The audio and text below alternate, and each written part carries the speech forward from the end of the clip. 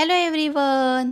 सर्वप्रथम श्री स्वामी समर्थ सगळ्यांना. मी अर्चना स्तुतीस मराठी कॉर्नरमध्ये आपल्या सगळ्यांचं मनापासून स्वागत करते.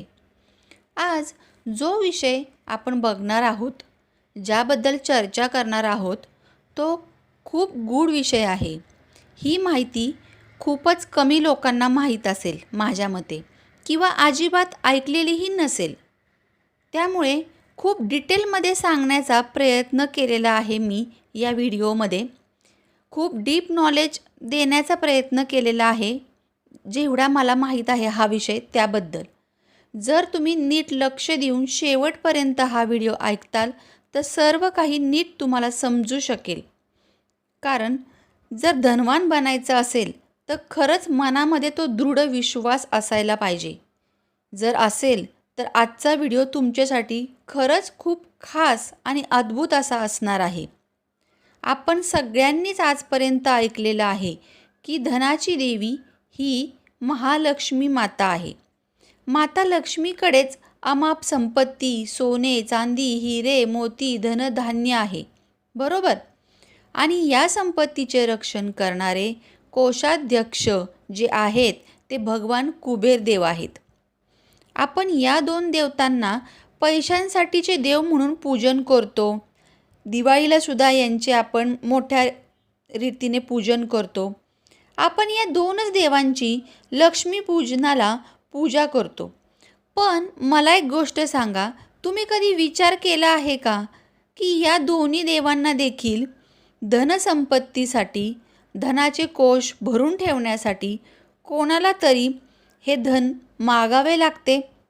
असा कधी मनात विचार तरी आलेला आहे का तुमच्या? प्रार्थना करून, साधना करून लक्ष्मी मातेला आणि कुबेरांना हे जे आहे भांडार कुबेराचं भरावं लागतं. हो, हे खरं आहे जे मी तुम्हाला आत्ता सांगितलं आणि तुम्ही जे ऐकलं. कारण याच विषयाची सखोल माहिती आज आपण घेणार आहोत.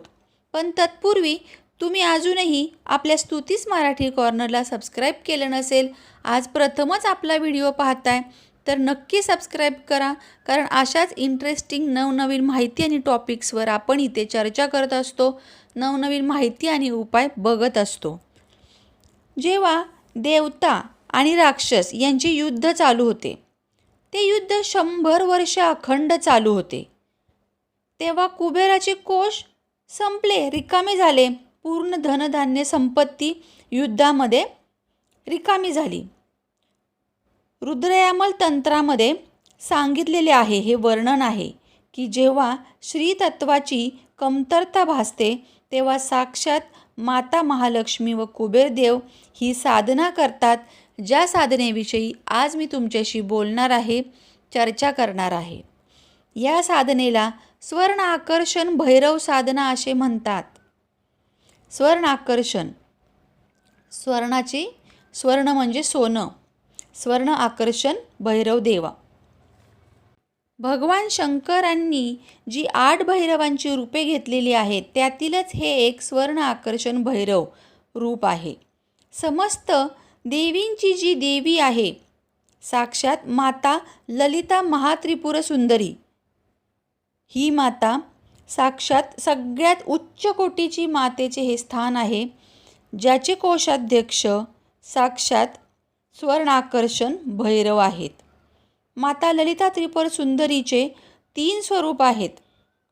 त्यातील पहिलं जे स्वरूप आहे ते 8 वर्षांची छोटी माता बाला त्रिपुर सुंदरी आहे. दुसरे स्वरूप आहे ती 16 वर्षांची माता षोडशी त्रिपुर सुंदरी, तुम्ही सगळ्यांनी ऐकलं असणार आहे. आणि जे तिसरं स्वरूप आहे, जे वयस्क स्वरूप आहे, ते माता ललिता त्रिपुर सुंदरीचं आहे. म्हणूनच कोणतीही साधना करताना, सेवा करताना त्याच्याबद्दल पूर्ण माहिती असणे खूप आवश्यक असते. की ते कोण आहेत, आपण त्यांना कसे प्रसन्न करून घेऊ शकतो, कोणत्या प्रकारचे मंत्रतंत्र, त्याचे अर्थ काय, हे जाणून घ्यावे असं मला तरी वाटतं. कारण तुम्हाला काय वाटतं हे मला कमेंट करून नक्की सांगा. ज्यांना ज्यांना श्रीयंत्राबद्दल माहिती आहे, जे श्रीविद्येचे साधक आहेत किंवा ज्यांच्या घरी श्रीयंत्र आहे, त्यांनी लक्षात घ्या एक गोष्ट, माता लक्ष्मीचे हे यंत्र आहे असं सगळ्यांना माहीत आहे. पण वस्तुतः जर आपण बघायला गेलो तर हे माता त्रिपुर सुंदरीचे यंत्र आहे, श्रीयंत्र. लक्ष्मी यंत्र, महालक्ष्मी यंत्र, कुबेर यंत्र हे वेगळे येतात, वेगळे मिळतात. जर तुमच्या घरी साक्षात श्रीयंत्र असेल तर माता त्रिपुर सुंदरीच तुमच्या घरामध्ये आहे वास्तव्याला, असं तुम्ही म्हणू शकता. तर श्रीयंत्राची पूजा करत असताल तर मनोमन माता ललिता महात्रिपुर सुंदरीचे जर ध्यान केले तुम्ही तर तुम्हाला तुमचे फळ त्वरित मिळू लागतील, लाभ मिळू लागेल. तर मला सांगायचे आहे, जी आजची साधना स्वर्ण आकर्षण भैरव साधना सांगायची आहे.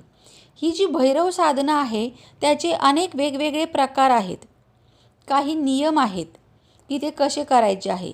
या साधनेचे जे नियम आहे त्या नियमांचे पालन आपल्याला करायचे आहे. ही साधना कशी करायची, केव्हा करायची, त्या सगळ्याबद्दल मी तुम्हाला स्टेप बाय स्टेप माहिती देणार आहे. व्हिडिओ शेवटपर्यंत नीट लक्ष देऊन ऐका, कारण आजपर्यंत ही जी माहिती आहे खूप गूढ आणि गुप्त आहे. ही माहिती, ही सेवा करायची देखील खूप गुप्तपणे करायची आहे. त्याचे फळ तुम्हाला खूप जास्त चांगल्या प्रकारे मिळणार आहे. सेवा जेव्हा आपण करणार आहे तेव्हा आपल्याला साधनेचे जे करायचे नियम आहेत त्यामध्ये आपल्याला साधना आपण करणार त्याच दिवसापासून ब्रह्मचर्याचे पालन करायचे आहे. मांसाहार करायचा नाही आहे. आणि स्वर्ण आकर्षण भैरव साधना करताना जपमाळ लागणार आहे आपल्याला. तर पिवळ्या हकीकची माळ मिळते, ती मिळाली तर ठीक आहे, किंवा मग सेपरेट स्वर्ण आकर्षण भैरव माला मिळते तर ती देखील तुम्हाला मिळाली तरी चालणार आहे.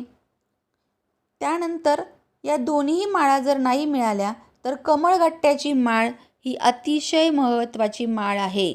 आणि त्यानंतर रुद्राक्षाची ही देखील माळ तुम्हाला चालणार आहे. कोणती कोणती माळ वापरू शकता याबद्दलचे मी तुम्हाला माहिती सांगितली, कारण कधी जर कोणती माळ नाही भेटली तर त्याच्या बदल्यात तुम्ही दुसरी माळ घेऊ शकता. यातील तुम्हाला जी माळ मिळेल ती तुम्ही घ्या. आता करायचं काय आहे तर शुक्ल पक्षातील जो पण गुरुवार येईल तेव्हा ही साधना आपल्याला सुरू करायची आहे. उत्तर दिशेला आपले तोंड होईल अशी एक जागा फिक्स करा. पहाटे पहाटे आपण ही साधना करू शकतो एकतर, किंवा मग संध्याकाळी तुम्ही ही साधना करू शकता.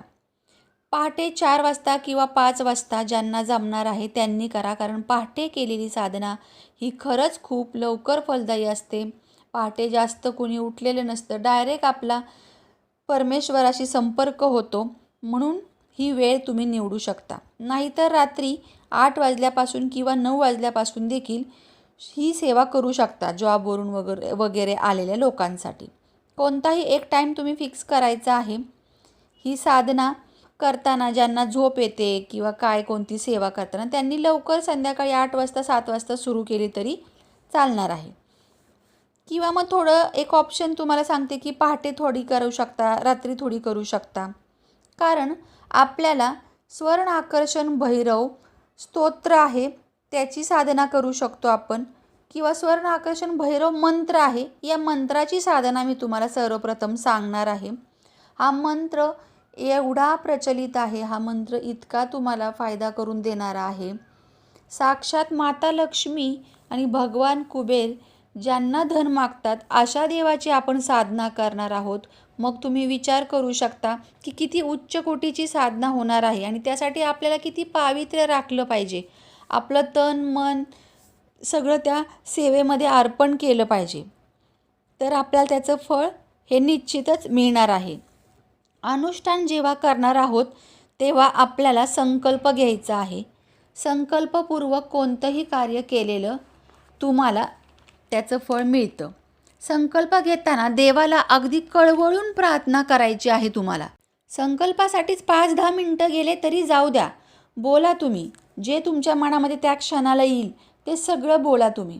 की जसे आपण आपल्या आईवडिलांना मागतो हट्टाने एखादी गोष्ट, पाहिजे म्हणजे पाहिजेच, मला तुम्ही नाही देणार तर मला कोण देणार, मला ही गोष्ट पाहिजे, याची मला खूप गरज आहे, तर ती गोष्ट तुम्ही तशी आपल्या देवाला परमेश्वराजवळ संकल्प करताना मागा. बघा ती इच्छा तुमची पूर्ण होणार म्हणजे होणारच. आपल्याला करायचं आहे शुक्ल पक्षातील गुरुवारी. शुक्ल पक्षातील कोणताही गुरुवार घ्या, पिवळे वस्त्र धारण करा, पिवळेच आसन पाहिजे आपल्याला. आसनावरती पिवळं कापड किंवा ओढणी जरी तुम्ही अंथरली कॉटनची जर असेल तर ठीक आहे. तर बसायला तुम्हाला पिवळे आसन पाहिजे. पाटावर किंवा चौरंगावर पिवळे कापड अंतरायचे आहे. त्यावर तुम्हाला पिवळ्या तांदळाची रास करायची आहे. आणि ही जी रास बनवलेली आहे पिवळ्या तांदळाची, त्यावर तुम्हाला स्वर्ण आकर्षण भैरव यंत्र मिळतं. स्वर्ण आकर्षण भैरव यंत्राची स्थापना करायची आहे पाण्याने शुद्ध करून. मग त्या तांदळाच्या रास केलेल्या त्या ढिगावर ठेवायची आहे. त्यावर कुंकवाने त्रिकोण काढायचा आहे त्या यंत्रावर. त्रिकोण जो काढलेला आहे त्याच्या तिन्ही कोपऱ्यांमध्ये तुम्हाला गंगाजलाने शुद्ध करून एक एक कमळगट्टा 3 कोपऱ्यात बरोबर ठेवायचा आहे त्रिकोणाच्या. शुद्ध केल्यानंतर गंगाजलाने मग ठेवायचा आहे. त्यानंतर तुपाचा दिवा प्रज्वलित करायचा आहे. ही साधना जोपर्यंत तुम्ही करणार आहे, जोपर्यंत हे अनुष्ठान करणार आहात, तोपर्यंत आपल्याला तुपाचा दिवा लावायचा आहे. सकाळ संध्याकाळ दोन्ही टाईम लावायचा आहे. आता ही साधना करायची किती दिवस आहे, तर 11 दिवस सलग आपल्याला स्वर्ण आकर्षण भैरव साधना करायची आहे. 11 दिवसाच्या अनुष्ठानामध्ये रोज दिव्याची वात आपल्याला बदलायची आहे. एकच वात 11 दिवस ठेवायची नाही आहे. 11 दिवस ही वात बदलायची आहे. आणि सर्वात महत्त्वाचं, जेव्हा चौरंगावर आपण यंत्र स्थापन करणार आहोत त्याचबरोबर स्वर्ण आकर्षण भैरव देवांचा फोटो लावायचा आहे. फोटो तुम्हाला गुगलवरून प्रिंट काढून लॅमिनेशन करायचं आहे किंवा गोल्डन फ्रेममध्ये तो फोटो बनवून आणायचा आहे अगोदरच. हा फोटो जरी नुसता घरात असणार आहे ना, तरी तुम्हाला बऱ्याच गोष्टींमध्ये फरक दिसून येणार आहे.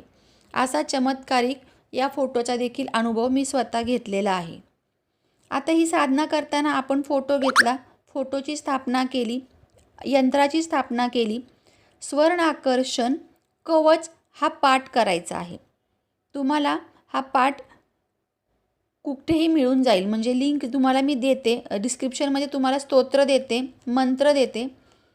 कवच तुम्ही जर इंटरनेटवरती टाकलं गुगलवर तुम्हाला मिळून जाईल. कवचाचं पठण करू शकता तुम्ही.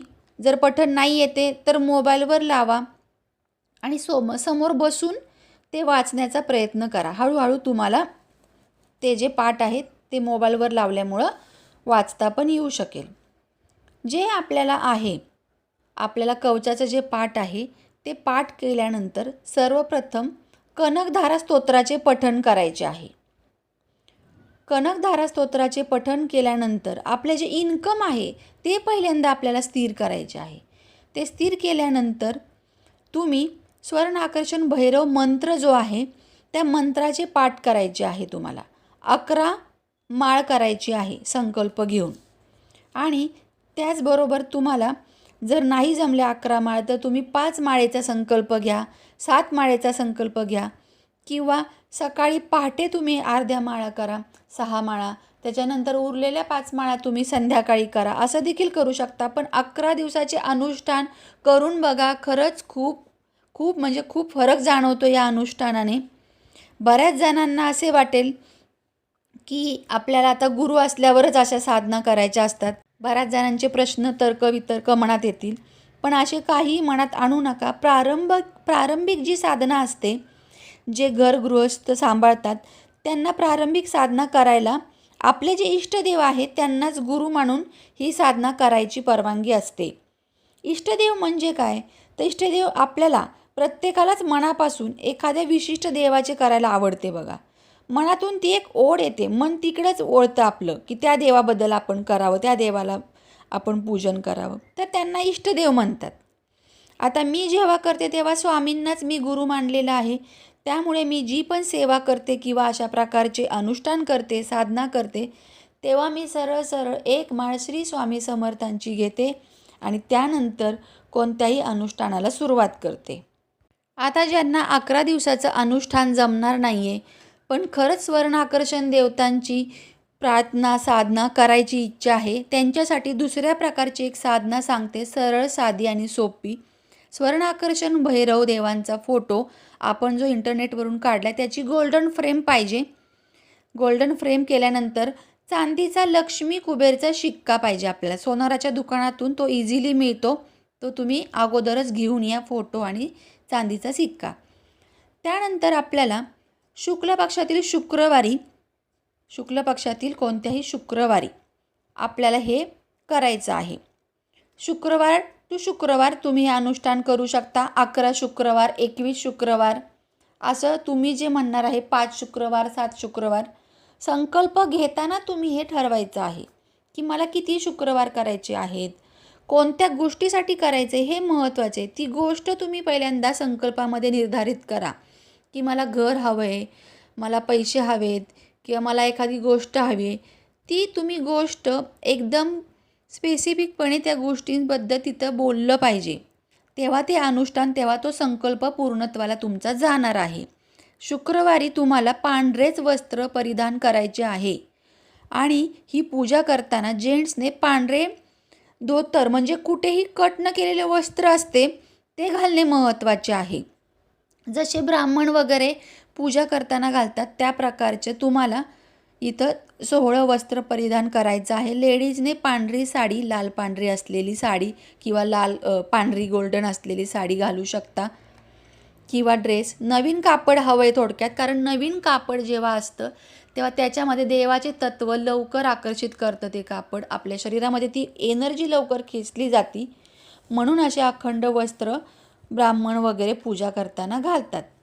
आता समोर पाट ठेवायचा, त्या पाटावर एक वस्त्र अंथरायचं पिवळं, त्यावर पिवळ्या अक्षदांवर यंत्र स्थापन करायचं, फोटो ठेवायचा, तुपाचा दिवा लावायचा आणि त्या दिव्यामध्ये चांदीचा शिक्का टाकायचा आहे. जो चांदीचा शिक्का आपण आणलेला आहे तो, त्याच्यामध्ये अत्तराचे 2 थेंब तुम्हाला टाकायचे आहे त्या दिव्यामध्येच. सुगंधित धूप लावायचं आहे, पांढरी फुलं अर्पण करायची आहेत आणि पांढऱ्या दुधाच्या मिठाईचा नैवेद्य दाखवायचा आहे किंवा नसेल मिळालं तर खडी साखरेचा देखील तुम्ही नैवेद्य दाखवू शकता, दूध साखरेचा देखील. आणि स्वर्ण आकर्षण देवांना मनोमन तुम्ही आवाहन करायचं आहे संकल्प घेऊन की तुम्ही स्वर्ण आकर्षण देवता माझ्या घरी अखंडितपणे वास्तव्य करा, मी तुमचे आवाहन केलेले आहे, माझी ही इच्छा पूर्ण करा. आणि त्यासोबत कनकधारा स्तोत्राचे पठण करायचे आहे, स्वर्ण आकर्षण स्तोत्राचे देखील पठण करायचे आहे. मी ते दिलेलं आहे डिस्क्रिप्शनमध्ये. मार्कंडेय ऋषींनी स्वर्ण आकर्षण स्तोत्राचे केलेले आहे, तेच आपल्याला हवं आहे. आणि 1 माळ स्वर्ण आकर्षण मंत्राची करायची आहे. दर शुक्रवारी तुम्हाला हे करायचं आहे. पहाटे करू शकता किंवा मग रात्री ही साधना करू शकता. तुम्हाला जो वेळ तुम्हाला भेटणार आहे तो वेळ तुम्ही इझिली घेऊ शकता. तर या गोष्टींमध्ये तुम्हाला कोणत्याही प्रकारचे प्रश्न पडले असतील तर ते मला तुम्ही कमेंटमध्ये विचारा. काही तुम्हाला डाऊट आले असतील किंवा काही राहून गेला असेल माझ्याकडून सांगायचं तर मला नक्की विचारा. पण माझी जी कळकळ आहे की हे स्वर्ण आकर्षण देवतेची साधना तुम्ही आत्ता नवरात्र चालू झालेले आहेत, चैत्र नवरात्र चालू होणार आहेत, तर तेव्हा ही साधना तुम्ही करावी. 10 दिवसांची, 11 दिवसांची, 5 दिवसांची, जेवढी तुम्हाला जमेल तेवढी स्वर्ण आकर्षण देवतांची साधना करून तुम्ही स्वर्ण आकर्षण देवतांचा आशीर्वाद प्राप्त करावा. चला तर मग आजचा व्हिडिओ इथंच एंड करते आणि तुमच्या सगळ्यांची रजा घेते. सर्वांना श्री स्वामी समर्थ.